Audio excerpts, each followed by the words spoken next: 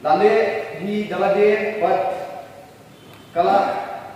pensopsi penmong ya bun ki member ki support ya ke executive committee dak bajim pamnya tiplam ya ki bun ki issue buat ya style of functioning ke jong ni kumbang yo i bang dan kam ban yo ramut ya ka leave through aba